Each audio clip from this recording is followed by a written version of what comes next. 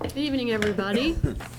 6:30 p.m. Today is Tuesday, January 7th, 2020, and this is a regularly scheduled meeting of the Marquette Township Board. If you would join us with the pledge, we'd appreciate it.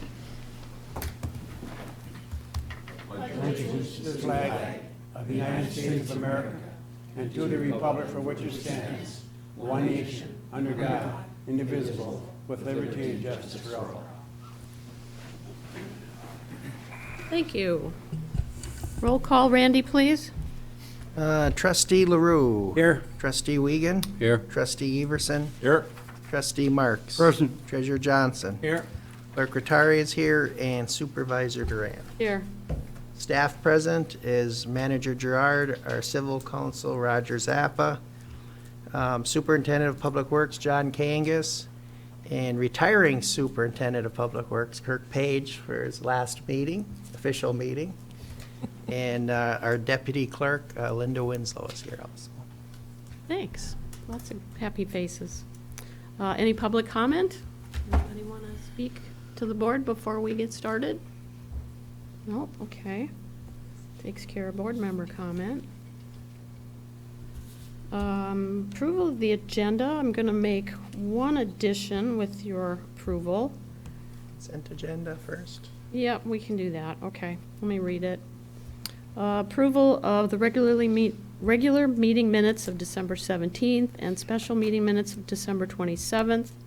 Checks payable in the amount of $377,349.04.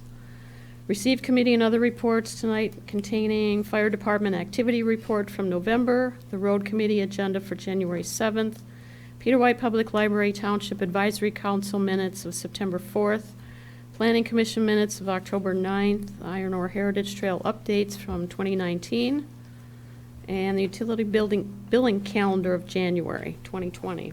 Move to approve the consent agenda. Support. All in favor? Aye. Oh, Just Dave, sorry. One, we got a typo on a name in there on the minutes. Okay. Should be page 3 of the minutes. It should be Loftus with an Loftus, not Okay. I. I can fix that. Okay. Okay, then all in favor? Aye. Opposed? Thank you. I'll just note in the minutes that there was a spelling error in the last minutes, and I'll fix it. Okay, so with the rest of the agenda, we have on here to consider the work session for the manager's contract. And Where are you at? on the second page, Approval of the regular 9C. agenda. Lynn wants to change Yep. something. 9C. Okay, okay. So we need to add a special meeting, we talked about this on Friday, to consider the township manager applicant. So I'd like to put those two together. So it doesn't matter where it ends up, but we could just consider work session for manager's contract and schedule a special meeting to consider the manager applicant. That's acceptable to the rest of the board. I move to accept as amended. Support. All in favor? Aye. Aye. Opposed? Thank you.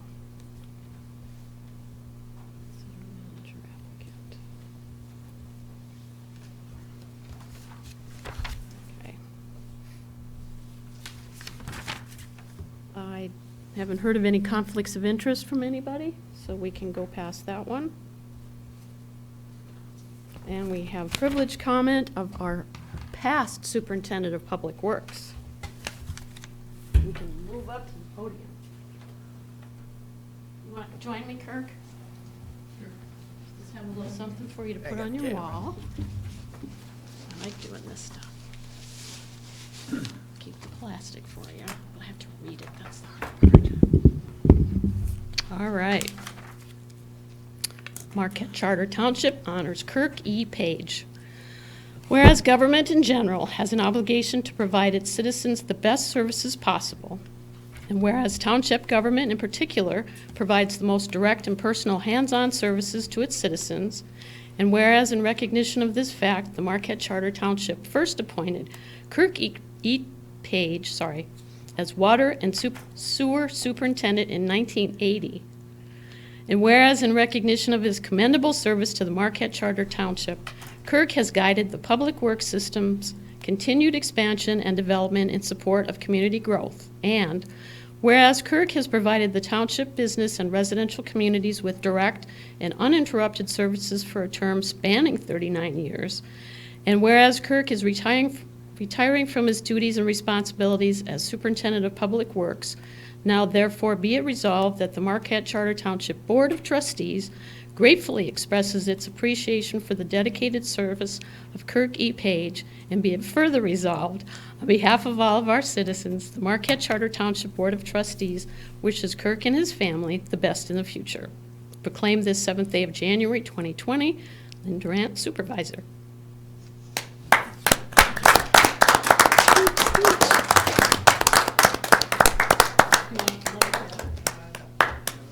have to say a few words too. Speech.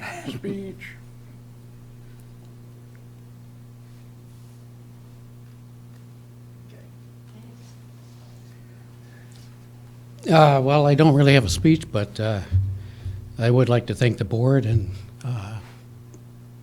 the manager, the staff, and all the previous boards and managers and staff that I worked with over the years, too numerous to count, really. And my long-suffering wife and family. So it's been great. I'm going to miss everybody, and I'm looking forward to some time off and becoming my other person. And I'm going to miss the opportunity to just keep learning how to do things and do them better. So again, I appreciate it. And the best of luck to everybody. And I know you're in good hands now with my replacement, John. So thanks again. Thanks, Kirk. Thank you, Kirk.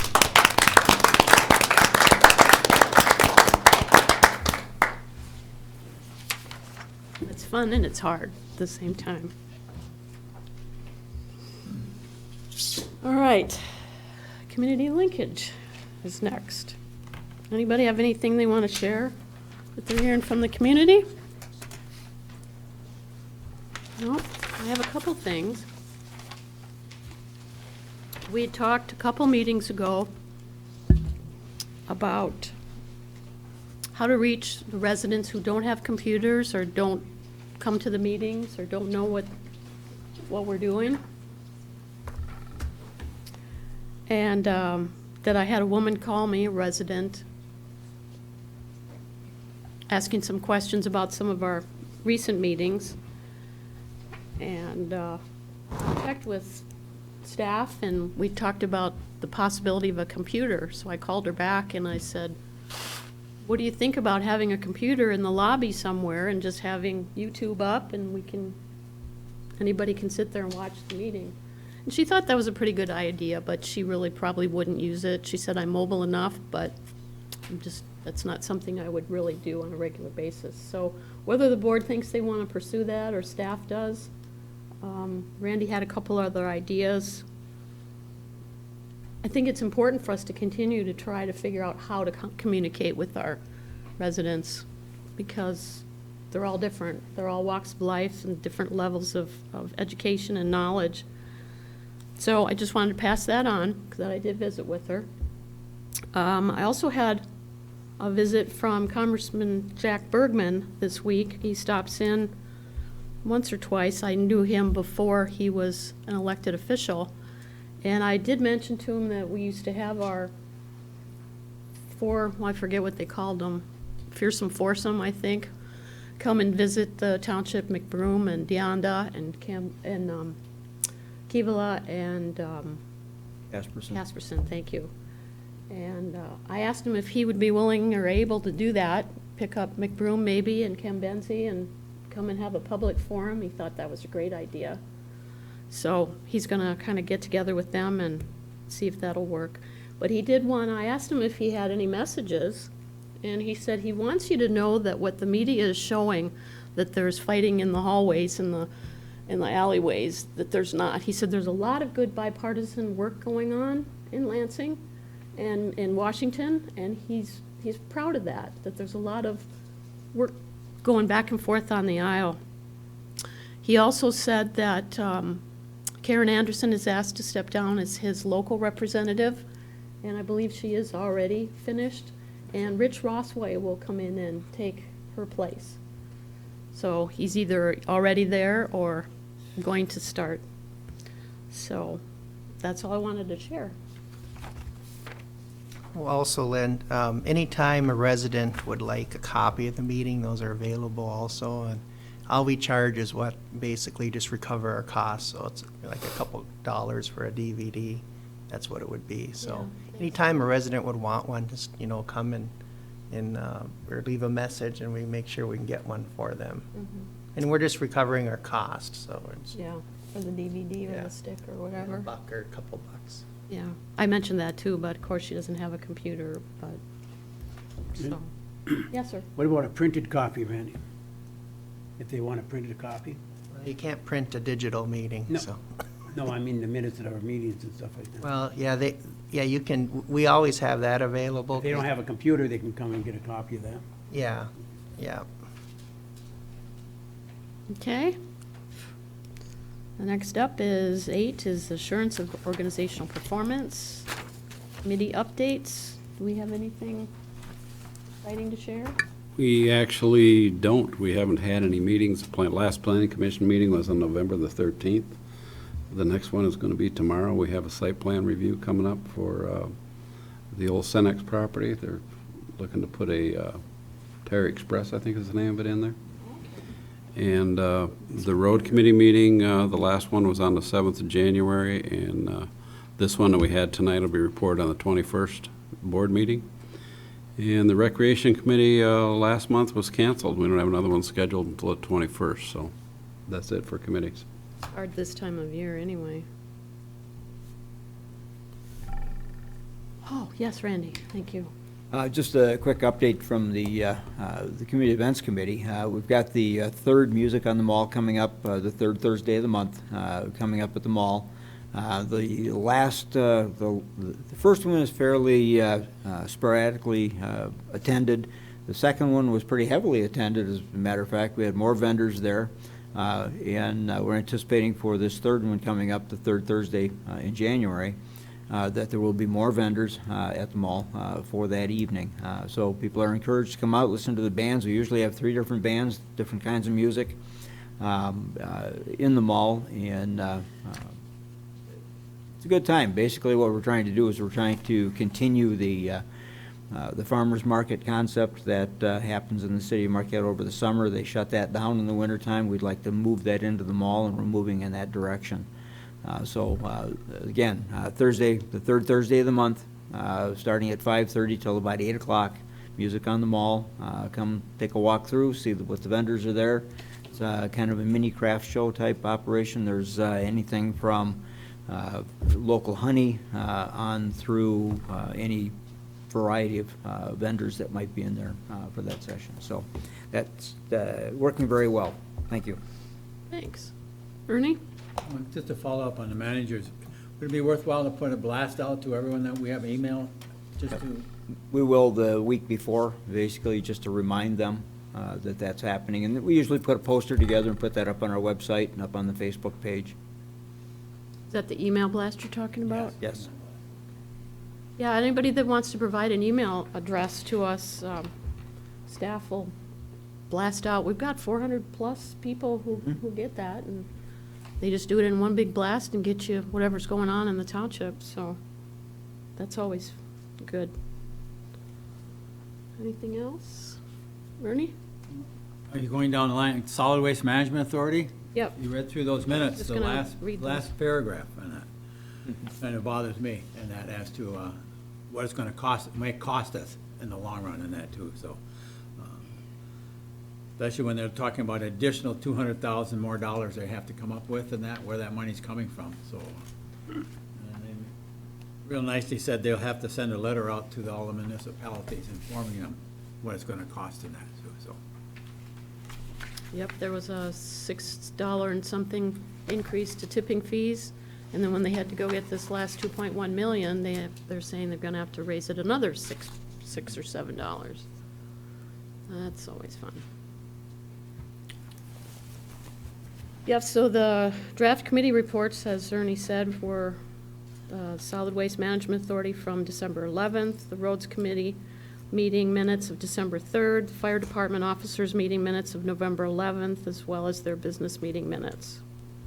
Those are all drafts, not approved yet. Next up is 9A, consider scheduling work session for 2020 strategic planning. We had talked about this. I told you that we'd start working on something this year. But now I guess the question I have is if we're in the process of possibly getting a new manager soon, do you want to wait and start that with that person? Or do you see that that's may take a while and we want to actually schedule a meeting for this month to start talking strategic-wise? Ideas? I think we should actually get it going. Okay. Because, you know, manager's gonna follow through what the board decides, what Yep. we should be looking at, so. Wanted to make The sooner sure we you didn't want to. start throwing some ideas around and, you know, what's gonna work and what's not gonna work, so. Okay, is that good consensus? Start the process. Do you want to get your calendars out then, and you want to try to do something next week? And maybe like a 2-hour meeting, I'm thinking? What's your schedule, Randy, next week? 'Cause yours is- Tuesday and Wednesday next week are pretty open for me.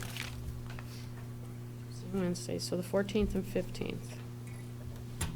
You want to try like the 3 o'clock timeframe? Either, well, earlier is even fine. Wednesday would work best for me. It would for me, too.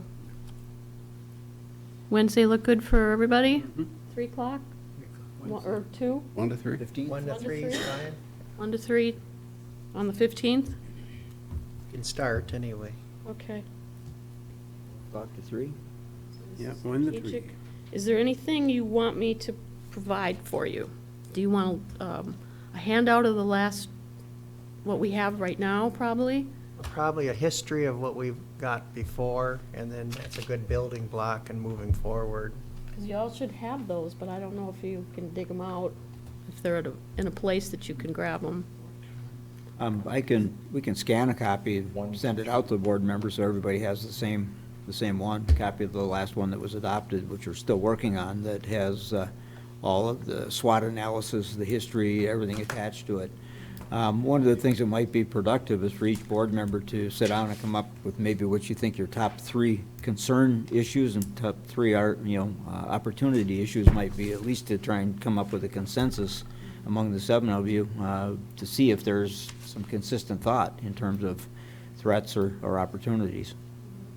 It might be a good thing to kick it off with on the 15th. But I can, if that's okay with you, I'll scan it tonight after the meeting and send it out to all the board members so you all have the same plan. Get you thinking about it. Sure. Okay. So first strategic planning session, Wednesday, January 15th, from 1 to 3. Okay. I'll make the motion, we schedule a special meeting. Support. Questions? All in favor? Aye. Opposed? Thank you. Randy, did you have your light on, or you shut it off? Oh, It's good, it's off. okay. Okay. Okay. Next is 9B is consider utility snow removal equipment, purchase of wheel loader with blower and push box attachments, negotiations ongoing. Can't seem to open this file, but thinking that's fallen to John. Was your presentation? Outstanding information. Thank you. Yeah, just before John gets started, just one clarification on the cover sheet. It indicates that the current John Deere is past its life. Well, it's not really past its life. Its life has expanded beyond it. It's too light of a piece of equipment for what we're doing. We will continue to utilize that for lesser activities like the ice rink, cleaning the hydrants, things such as that, but for the heavier work is what we're talking about with this new piece of equipment. I apologize, I should have been a little more clear on that. What we received were 2 bids after quite a bit of research, talking to vendors, field trip up the hill to take a look at a snow blower attachment and operation. We did receive 2 bids. They are equivalent machines, although I will tell you the John Deere did have a smaller machine. They just didn't have it available with the high flow hydraulic option needed to get the right amount of hydraulic flow for the snowblower attachment. So that did put them out of the ballpark, and that leaves us with really one affordable option, and that's to go with this 221 case from Miller Bradford, which is right up the hill. I've worked with them quite a bit in the past. I think they do provide pretty good service when you need it. Very good training when you receive new equipment. Their warranties are equivalent to everything else you would expect, a minimum 1-year warranty on everything. What we're proposing to do is purchase this as a joint purchase across funds. The Metro Act had some money set aside, which is where the original tractor purchase was going to come from. There was a little bit more in there than the tractor budget, but it was only enough to pay for about half of the loader, which I think anyone that was involved in the process would agree this loader is the right way to go for the township. It's going to be a heavy-duty piece of equipment designed for the type of work that we need to do with it, and it should last much longer. Along with the attachments, they're just much heavier duty. So a quarter of the purchase would come from each of the wastewater and water funds, combining for the other half of the total purchase. So the recommendation is to purchase the loader, push box, and blower, and that includes a bucket as well. So you can assume when I say loader, it includes a bucket, which most loaders come with. So it would be for your typical summer operations, but it could be used also for lifting snow higher up on a bank if you can't do it with this push box. The push box added to this mix was primarily to handle lighter snows, because you don't necessarily want to go and run a snow blower for 2 inches of snow when you can just push it into a pile. So I think with this machine, we can do everything that we want to do with it currently, and in the future, if we have other uses, you can buy another skid steer attachment and it'll work right on the same machine. So that's the big idea with this quick coupler on the loader. John, go ahead. I move to authorize the purchase of a wheel loader, blower, and push box from Miller, Bradfield, and Fishburne as recommended for the bid price of $88,610. And I thank everybody for their involvement that came to this good conclusion. Okay, do you have a second? I would second it. John, anything else you wanted to talk about on it? Okay, Dave? No. Yep. I don't know who, if everybody got their email from John from the 2nd of January that broke down the new concept we have there. I don't know if you want to go into that a little bit, John? Sure. The idea is if you're going to buy this equipment, you have to have a plan to maintain it and replace it in the future, right?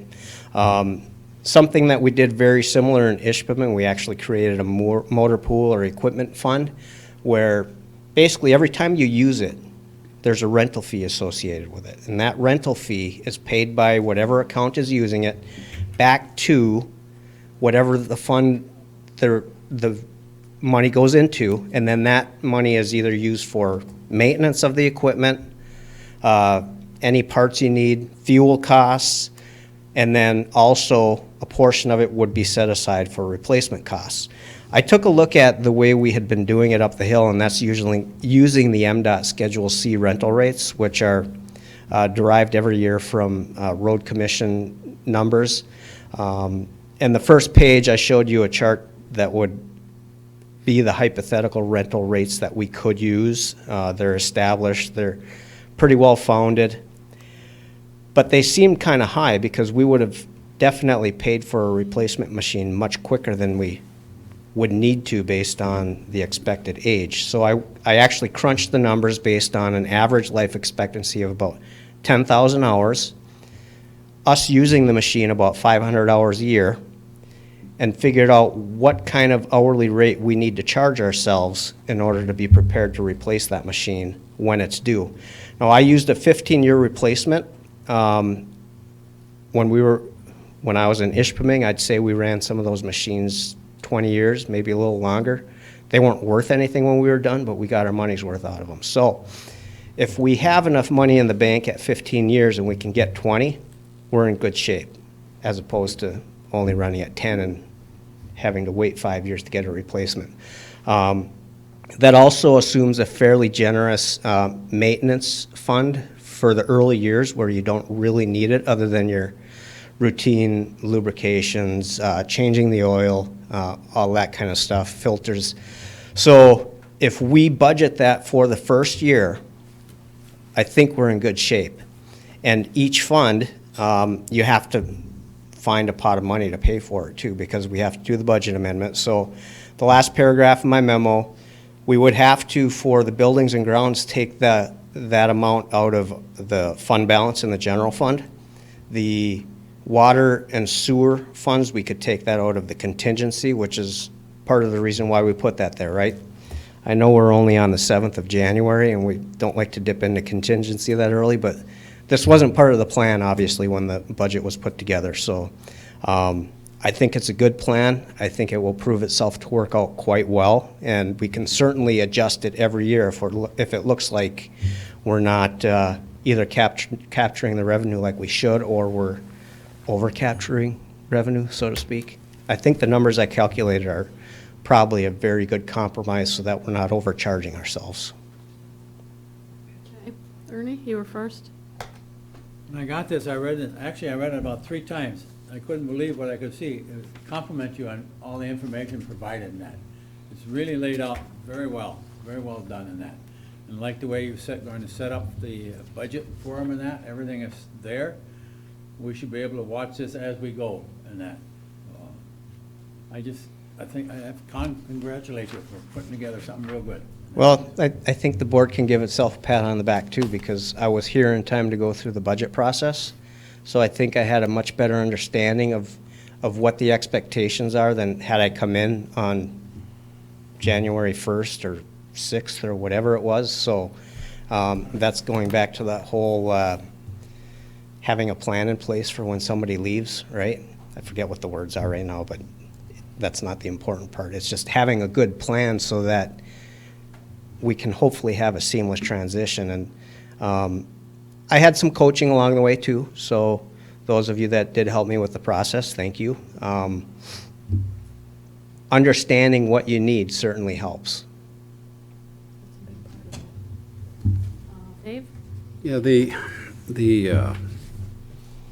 funds that are going to pay for this, I know I had talked to you about it, and I know I've commented at board meetings about it, as to where those, I know they're going to come from Public Works, and actually whoever used it are going to pay the hourly rate.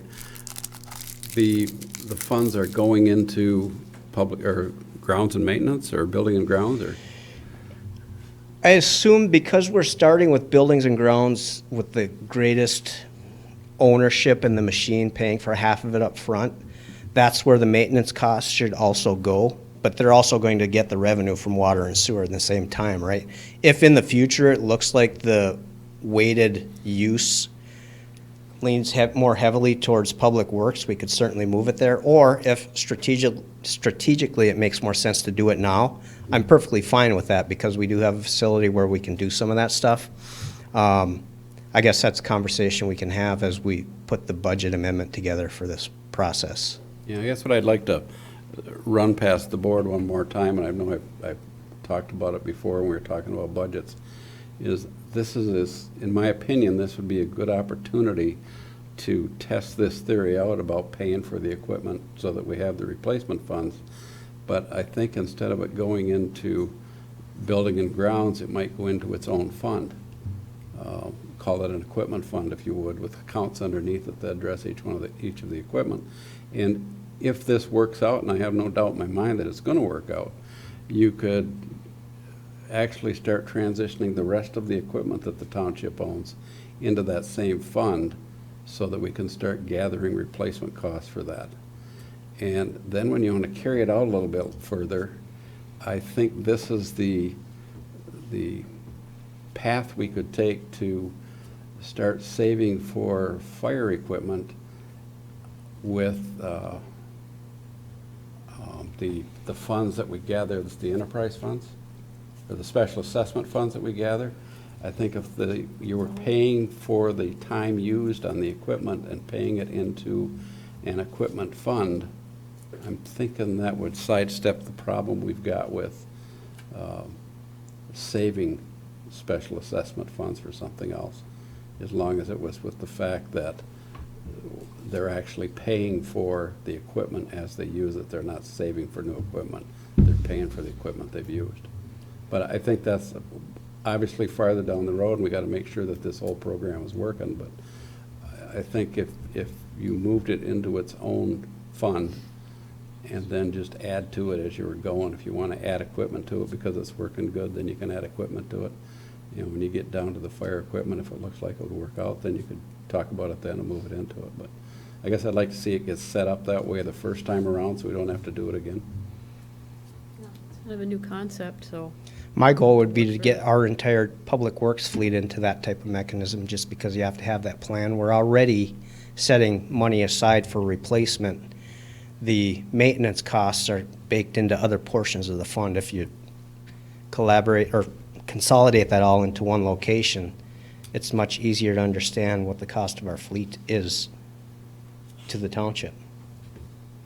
Randy, or Pete, you were first, right? What I like about it's multi-use, multi-department use. We're not just replacing a small tractor for snow blowing. This could be used in all the different departments. And also, we proved it before about one department lending another department a little excess money and paying it back to instead of borrowing it. And I think this will be a very good fix for ours. At least it won't be breaking down. Was the last week or so we had both of our equipment broke down in the same week. So I think this is the way to go, and I appreciate it. That's one of the reasons you guys opted for going something bigger, because trying to get through the snowbanks and keep up with all the stuff we have to, because somebody else isn't, like the road commission, it wasn't big enough. It just, Right. You know, we were shearing pins and breaking equipment, and And as we develop the township, we start growing, we need to clean up more, sidewalks and stuff like that, so the other machine's just not gonna work. So I think we've seen it that happen. that tractor definitely served its purpose from when it was originally purchased. There's no doubt about it. But with the expanded use of that machine, it's been pounded pretty hard. Well, you look at the size of it, the time it takes to do the job, and all these other things that coordinate to just get one job done. You get a bigger equipment, takes less time, and more things get done with it, so I'm happy. okay, Randy? Oh, just a couple of comments. Number one, we were talking about the John Deere 3020. I mean, it's a good machine. There's no problem, no issue with that. Difficulty is when we bought that in 2014, it was for a much lighter use. And it's a light utility tractor. It's basically designed for home and garden use, primarily for light use. The equipment on it just didn't hold up. We've been spending a lot of money on repairs and maintenance, and it just wasn't designed for the use that we were putting it to. As we grew, we added parks, we added pathways, we added a whole lot of additional things since we bought that in 2014. So the piece of equipment that we're replacing it with is designed for a heavier use. It is designed to get through the ice barriers that we have from plowing of driveways and from plowing off of the road up onto the pathways. It's designed for that use. The second thing with regard to the funding is the accounts that are being talked about, that John talked about and that Trustee Wiegand were referring to, are being set up separately by accounting. It's not going to be in the Building and Grounds Fund. You're going to see it on the balance sheets. It's coming out of Building and Grounds. The revenue is coming out of there, but it's going into a separate fund. Just like we have right now with the millage that was passed for the fire equipment. That is a totally separate fund. It comes out of the special assessment. Oh, I'm sorry, it doesn't come out of the special assessment. It is a standalone millage. The special assessment still has to zero out at year end, so we can't use that to build towards equipment. So I mean, it's just a little bit of a different animal. But with regard to Public Works and with regard to the general fund, the revenues are coming out of there into those funds. So they will be separately identified and will be isolated for you to be able to track and to keep track of. The other thing we've been talking quite a bit about is the establishment of a motor pool. We do have some difficulty with the fire department in that regard. We would have to shift ownership of the fire equipment from the fire department to the township board into the motor pool to be able to have that work. We're looking at that as a long-term solution, as John had mentioned. Primarily right now with Public Works, with the general fund vehicles, fire department vehicles outside of that, but we might be able to fold those in at some point depending on how we structure that motor pool going forward. So those are all things that are live items, and we'll be talking somewhat more about that in the strategic planning when you get into that as well. Dan? I was just wondering, John, if there's going to be different departments using this piece of equipment, will be specific people trained on it, or will anybody be able to just grab it and go? My opinion is if you haven't been properly trained to use it, you should not ever get into it and use it. That's my opinion. It's mainly going to be specific individuals, just like we That's what have I'd now. like to We have hear. specific people for specific pieces of equipment, but those that, this is not, it's not considered heavy equipment. So, you know, we don't have to get into special licensing and things such as that, but it does have operational capabilities and operational issues. It is articulated, so it can be used in confined spaces, smaller spaces, and things such as that. But it's not something you'd want to use on the ice rink. It's not, you know, I mean, it's designed for heavier use. When you see it, you'll see the snow blower is totally different. It's not a typical screw auger type of snow blower. It's a drum with blades, basically, that actually cut through the bank and then feed it into the impeller to throw it. That's why the high-capacity hydraulics are important on this. But it's not going to be something that just any of the service workers per se will grab and use. I mean, you have to be oriented and trained on that piece of equipment. Perfect, thank you. We have talked to Miller Bradford about the training as well, and they said they'd be willing to come and do as long as an 8-hour training. They would cover everything from the inspections to the maintenance to the operations. So it's all a matter of who we think should be properly trained to use it. And Other than emergencies, it's going to be scheduled.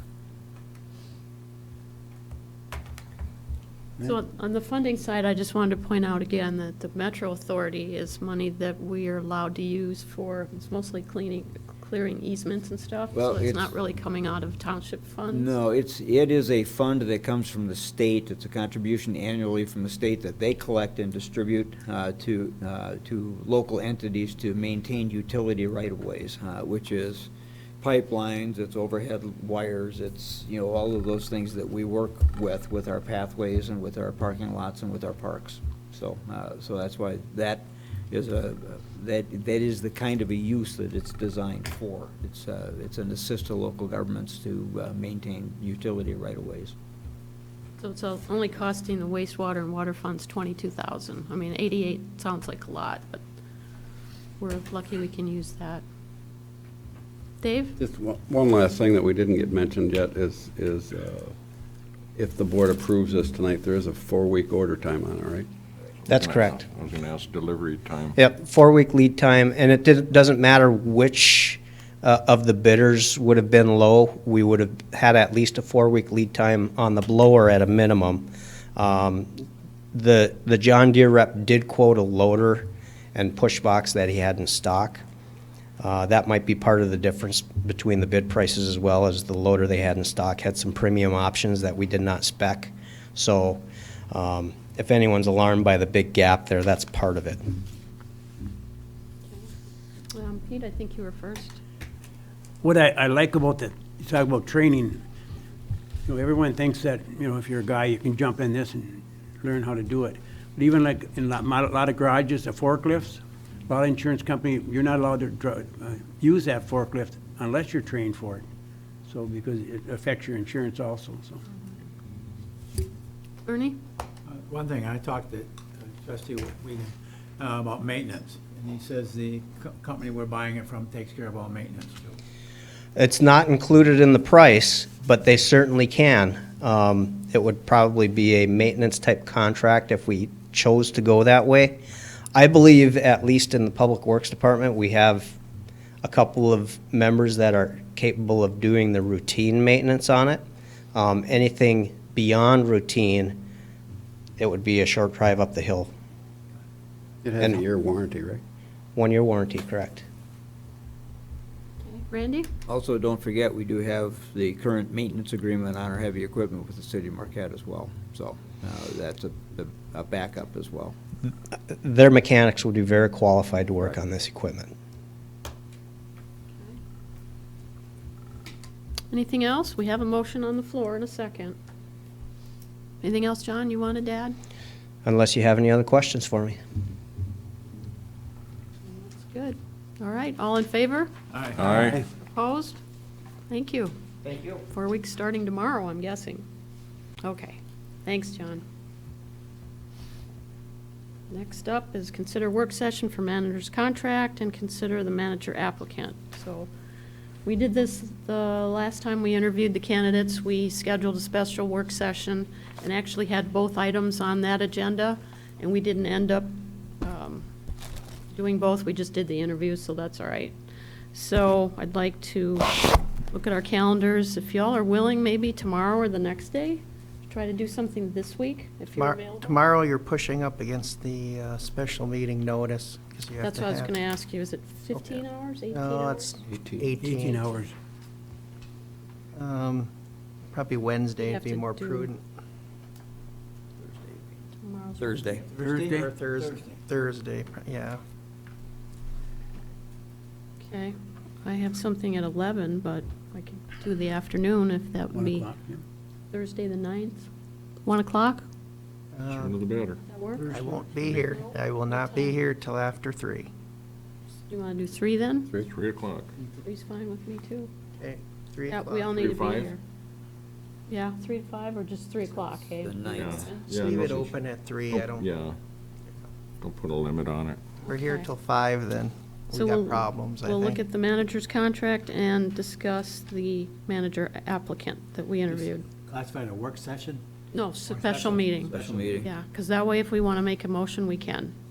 So I will move to schedule a special meeting on Thursday, the 9th of January at 3 o'clock. The purpose will be for discussion of the manager's contract and consider the manager applicant. Support.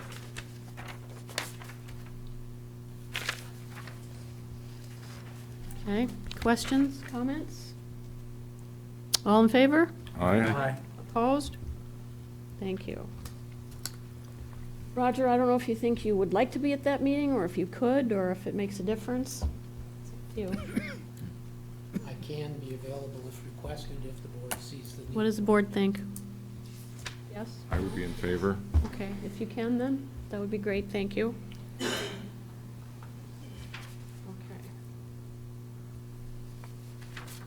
D, consider power plant insurance 2020 renewal proposals. Falls to you, Mr. Randy. Well, as you know, every year we review our liability insurance, our workers' compensation insurance, and it is before you again this year for renewal. We are covered generally by the participating plan, Michigan Township Association. We have gone out for bids the last 3 successive years. The power plan has consistently been a more favorable proposal for the coverages, as is the case this year. It's a $903 increase in the, from the 2019 premium, primarily because we have 2 new pieces of equipment that are being insured. The workers' compensation is coming in slightly under, about a $490, $491 a reduction from 2018, so it's pretty much a wash. And I am recommending that we go forward to approve the renewal for our 2020 coverage under the MTA's Power Plant Insurance Program. Ernie? I can either make a motion or I have a couple questions. Whichever we're usually relaxed. Is the generator included in this? Yes. I was trying to go through and read it, and I couldn't see where it would indicate. The only thing is fine with electronic equipment and that, too. Yeah, the generator is considered part of our building. Okay, okay. The other thing, I'm looking at the public official bonds. I'm wondering if we should not consider our secretary, Andra, in the beginning, because she handles all the dollars coming in, too, so. And in her case, as a member of staff, she's covered under the general liability. Okay. The bonds basically are for public officials, which are you guys, primarily. I know that, but I know how much Yeah. she handles all the time in that, too. Yeah, so. she does, and she, like the rest of the staff, the assessor and everything else, are covered under our general liability coverage. I'll make the motion to authorize the acceptance of the 2020 Power Plan Renewal Proposal and designate the manager as a signatory for both. I'll second. Motion and support. It looks, Randy, that the increases to the treasurer and the clerk bonds this is part of it? You don't need a Yes. separate? You're going to go ahead and do it? That's correct. That's the only question I had. Anything else, Randy? Or, I mean, Ernie? Just, we do get periodically dividends during the year and that, too. So Yeah. Overall, it does decrease the price overall in that, too. Yeah, and basically the way that works, that's on the workers' compensation side, and basically what they do is they do an estimate of what your premium for the year is going to be predicated on your prior year, and we did have a couple of instances in 2019 that they will look at then now at the end of the year 2020, they will either give us a refund or they'll charge us more predicated upon what our 2020 experience is. This year we received it, and you just received it within the last couple of board meetings. I can't remember what the amount was, but I think it was like $1,400 return, reimbursement. Usually end up getting a couple of them a year if everything works out. Correct. Any other questions? All in favor? Aye. Opposed? Thank you. E is consider attending MTA Annual Education Conference. I did talk to Jim Nankervis, the chairman or president of the Marquette County Township Association, and this year they're expecting the buses or vans or whatever, depending on how many people we have, will leave Sunday. You should have that flyer. I think, Randy, you stuck it in there? I did. A copy of the cover page is on it. The entire program is available on the MTA's website, Michigan Township Association .org. And basically, I can provide a copy. It's a listing of all of the courses and classes that are available. This is in your packet, basically for information at this point. Those board members who are interested in attending can coordinate this through our accountant, through Lois. You have until March to get the early bird rate, which is a slightly reduced registration cost for the plan. So if you notify her that you might be going, you'd be better off to have seats and a bed than, in a room than not. And you Correct. probably can't get them later. At the we can event get 'em. hotel. So it's important, if you do want to go, make sure that we get you on the early bird registration and get you in right away so you can be, it's in Traverse City at the Grand Traverse Resort. You want to be at that hotel because it's a fair distance to commute into downtown for the other available hotels. Good shuttle service, but it adds time to your travel. I did send a copy of the complete program to you by email about a week ago, so if you want a hard copy, just let me know and I'll throw that in your mailbox. Actually, the magazine came this week. It so did. It should be, you should have everything in there. Yeah, I got mine a couple days ago. So what happens is, Lois, if you let her know that you're interested, she will be on the phone at 8:01 that morning to book rooms. Correct. And usually she's pretty good about scheduling things. You have to sign up for the conference before you can get the rooms, but she does it all at the same time. Actually, she's already put my name in for the conference, but then you have to get in for the rooms. That's the important thing. Dan? God willing and the creek don't rise, I'm gonna hopefully make it this year. That would be great. I've just had complication after complication after complication come up, and I hope that my life is simplifying somewhat. Good deal. I'll get a hold of Lois tomorrow. Yeah, that would be great. And like I say, they'll either, depending on how many township officials can go, they'll do vans. They did vans, 2 of them, the last couple of years. In years past, we've done buses because there's 40 or 45 people, but everybody's schedules are different, so. I'd rather have you have a seat than not, so if you know you might go, please let her know. Everything pretty close. Anybody else thinking of going from here? I'm signed up, You're gonna go? yeah. I don't know, I'd like to, but think about it. You're in the same situation pretty much as can't make any plans. It's hard to give up a week, you know? We'll be back Thursday, so it's not quite so bad as last year, or last few years was Friday. Maybe If, I'll keep my scooter. If multiple board members are interested in going, we can always get a larger vehicle, and then you're on your own schedule. You can Well, rent we from can- Enterprise. We have a corporate account with Enterprise. We can seat at least 4, but the luggage is a little tough in the back. and It's car. tough in the patrol car because of the way it's structured as a police car. There's not much room in the trunk, and the back seat is not real comfortable. It's intended not to be. Yeah. But, The bars but are at any out. event, I mean, we can very easily get like a Suburban or something like that that has plenty of room and comfortable ride. They're like $50 a day, on our corporate account, so it's not anything that's really terrible, and then you just pay for gas, credit card. But it makes travel a lot easier, and you're on your own schedule at that point. Don't have to worry about a bus or somebody else's van. And it'll be warm. I can't And it'll be stress warm, the, that's right. Yeah, can't stress the importance of the educational side of this enough. It's just outstanding what they teach you, especially as new officials. But, okay, that sounds good. Just want to make sure everybody was aware of that.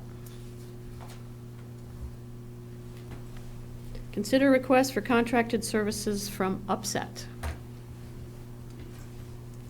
This is our annual contribution, but we've actually had a request to, like, be a sustaining partner, I guess you could call it. So, This is a little different than Any what of we've those done in the things? past. How long have we been doing this? The Upset basically is, for those of you that don't know, Upset is the Upper Peninsula Substance Enforcement Team, and it's basically a multi-jurisdictional team of law enforcement officers that are involved in the enforcement of drug laws, which we all know are changing with regard to recreational marijuana and a variety of other things. But we have, historically, they have made a request, and the sheriff's department typically has a member of their staff on the Upset team. Not always, but typically they do. It's usually a combination of state police, local law enforcement, sheriff's department, things such as that, and they change members in membership as they go along. As you can imagine, they're pretty much undercover. We have typically received a request from them annually, which we do. We add into our law enforcement budget a $1,000 contribution to the team each budget cycle. What they would like to, excuse me, what they are seeking to do is to formalize that into an annual agreement, which I would caution the board about getting involved in ancillary type contracts like that. They have a tendency to take on a life of their own. I would certainly recommend to the board that you strongly consider continuing your current structure where you make a contribution based upon what you have available in your budget to the Upset team to support it. It's certainly worthy, there's no question about that, but you may want to even potentially in the future roll it into your sheriff's department contract as something for them to contribute to Upset. I don't know who was first on this end. Ernie? Okay. Question I have, reading through this, and I was involved when we first started this $1,000 one. What would be the benefit to the township to have this contract with them? It would be my concern. mainly a benefit to Upset as opposed to a benefit to the township. It would basically locks you into an annual, that minimum amount to contribute. The way we have it set up right now, it's as you, whatever you have available and feel is appropriate to make the contribution. But it just keeps the flexibility in your pocket as opposed to somebody else's, yeah. I'm sure they just figured they wanted to try to establish their budgets, and if they had a commitment, that's why I told Randy I was gonna put it on here, and I think that's for us to decide, not just assume, you know, to just give it to them. Randy? I move to decline the request for a contract for services from Upset, but to donate $1,000 as currently budgeted for 2020. Support. Pick somebody. Dave? I guess that, what is the, I mean, is there a different amount, contract versus donation? It wasn't specified. Or are there defined things that you get with the contract that are not defined in a donation? I mean, I'm just curious what the difference is. It doesn't seem like there's, Probably budgeting for their purposes. Yeah, basically, I think what Upset is aiming to do basically is to solidify the funding base. Make it a consistent so they don't have to go out and do requests and things such as that. From our standpoint, we recognize that there's enough activity that we're continuing to fund them basically, and some years you may want to give more than $1,000. Other years, you know, you might want to not give any, depending on what your budget situation is. That's the only caution that I have for the board, is if you enter into these kinds of contracts, they have a tendency to kind of get off your radar and just become an automatic built into your budget, and it may be at the expense of something else that you wish to do. yeah, I guess I'm just, it appears that it's still an annual contract? It doesn't Doesn't really say, that's right. No, they're just looking to Okay. get into a contractual arrangement with the Okay. township. Any other questions? We had 2 seconds. Are you good with that? Pick somebody? Okay. So have the Roger. request is, oh, sorry, Roger. On the motion, I would suggest that you refer to it as a payment, not a donation. You are receiving services, and generally townships or other municipalities aren't free to make donations to anybody. So it's a payment for services that are being provided by Upset, essentially. So the motion will be for a payment of services for $1,000. Okay. And the second is okay with that? I don't know who you chose. Yeah, whoever, I think. Okay. All in favor? Aye. Opposed? Thank you. Okay, next is the closed session. Randy, do you want to read that? I'll give you a time of 7:28. Yeah, I guess in the future agendas, I'd like to see this down lower, because for some reason it got moved up to 10. I guess if it's at the board's pleasure, maybe we could do public comment in the meeting wrap-up before the closed session. Certainly Just so if there's anyone that wants to comment or whatever, we can do that before the closed Make a session. motion to readjust the agenda. I am, Support. And you want to put it, we'll put it before adjournment. it's funny, I thought of that and I totally forgot. Okay, so we can go to public comment if we've got anybody that wants to.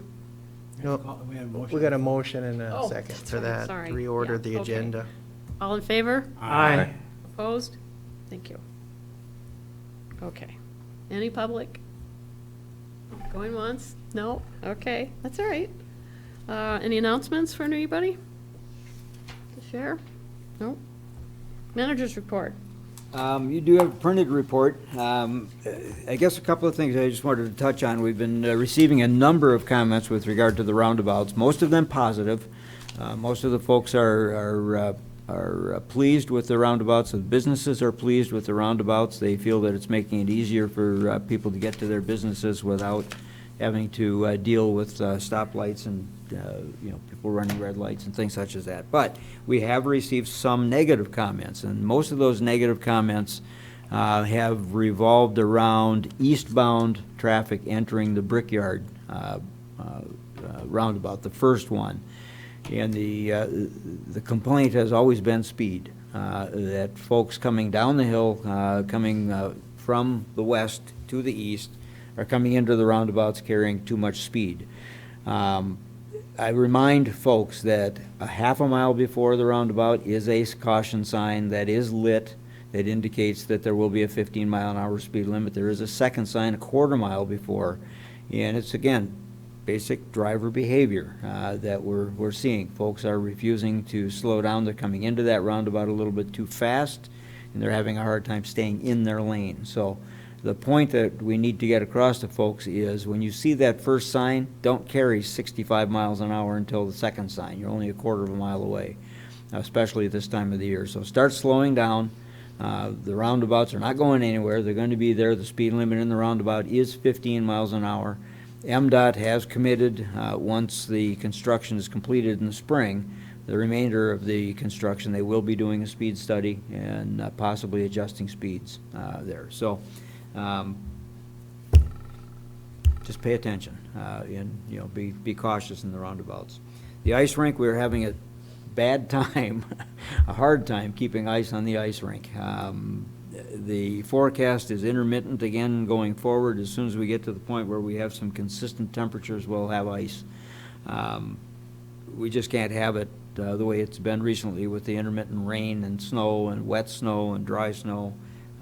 It's hazardous to have it open, so it has been closed for quite a while. Let's see, a couple of other things. One of the things that we know we've been talking about the project that's coming up in 2021 on the eastbound lanes. There has been a fair amount of discussion. In fact, today was the first preliminary planning session for that project. There has been some suggestion and request for us to consider the possibility of having much of that construction done in off-traffic hours, nighttime.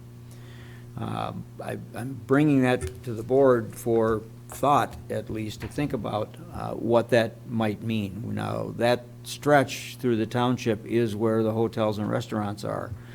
So I'm just bringing it up now early for you to think about considering. I think it's a great idea to have that construction done after the main traffic flow. After about 6:30 at night, there's not a whole lot of traffic on US 41 through the business district. It's pretty light, and that would be an ideal time, in my opinion, to do much of that construction work and not really tie up traffic during the daytime. So bringing it was a suggestion that came out of MDOT following some conversations that we had with them previously, just to kind of get your temperature on it, see how you feel about it. Dan?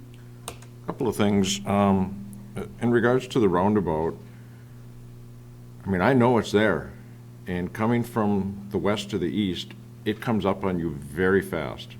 I was wondering if it's possible to have MDOT have a caution light on both sides rather than just one side. If you're in the left-hand lane and possibly a car in your right-hand lane, it's hard to see, and everything really comes up on you rapidly because you're coming around that corner and wham, there it is.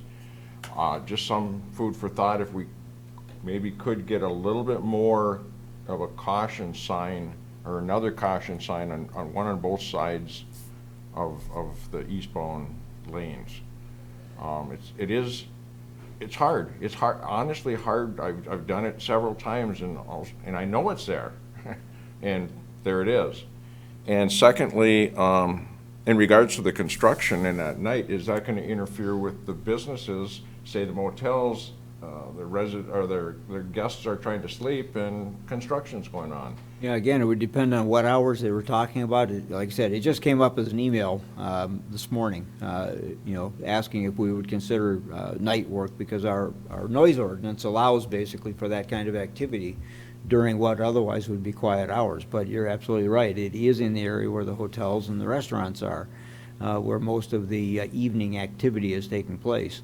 And that's why I'm bringing it up, just for discussion for you to think about, and get possibly some input from the business association and things such as that. That's the first thing that came to my Yeah, mind but was it's- these guests are trying to sleep and there's. Yeah. And we didn't know what the level of noise would be. Correct. You know, were you talking about the stomping stuff? Yeah, or yeah, I don't know. just And beeping? that- And that- if it would be 2 o'clock in the morning to 8 a.m., or, so. Or if it's prep work, if it's, from 6:30 until 10, or, something, I don't know. Until we know more information. We're talking about a relatively short stretch. We're only, what, a mile? From Commerce Drive to the city limit, a mile and a half. So it shouldn't be long. Now, remember, the 21 project goes all the way from our roundabouts to Front Street.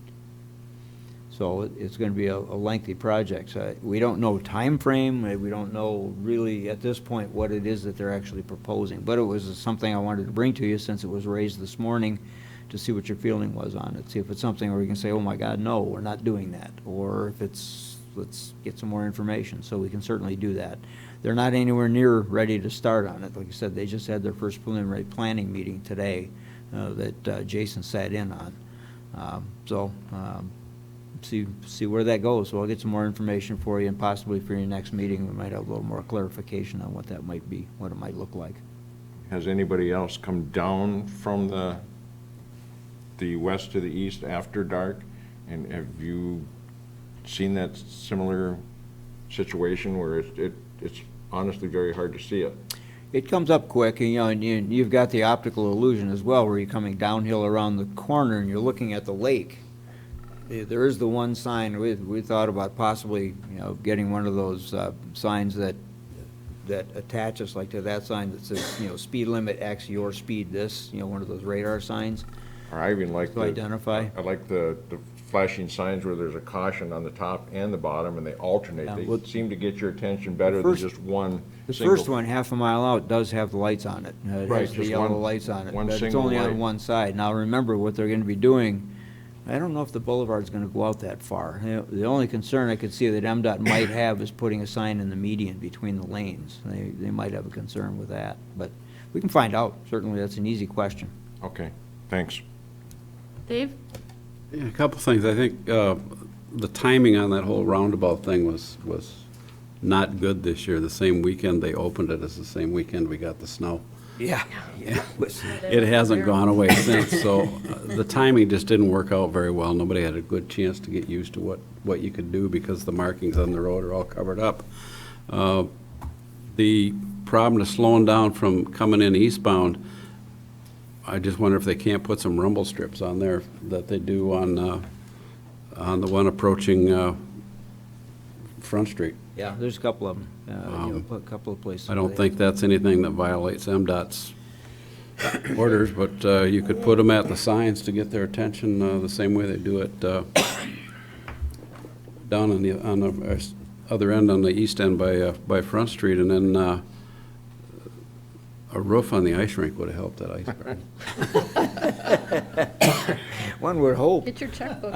Yeah, where this all started was I had sent a request to MDOT, to Rob Turbo, a copy to Jim Iwaniki about a week ago, asking if there was any possibility of doing a step-down speed limit, similar to what you have on the east going west. You go from the city to 45 to 50 to 55 when you get out to Target, you're escalating speed. I asked them if there was any possibility of doing that coming the other way, where you'd go from 55 is the actual speed limit, 55 down to 45, down to 35, and then into the roundabouts. And he said no, they won't do that. The only thing I thought about, Hang on, John had his light on. I think the fact that an illuminated sign would draw more attention is worthwhile to also consider, that maybe if we offered as an incentive that we would be paying for the service for that sign. I think we should be willing to do that, because it's in our interest to eliminate the hazard that Sure. is there.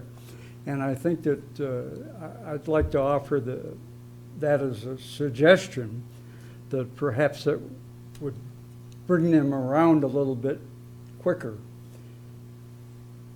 Illuminating it and us paying for the service might bring them around.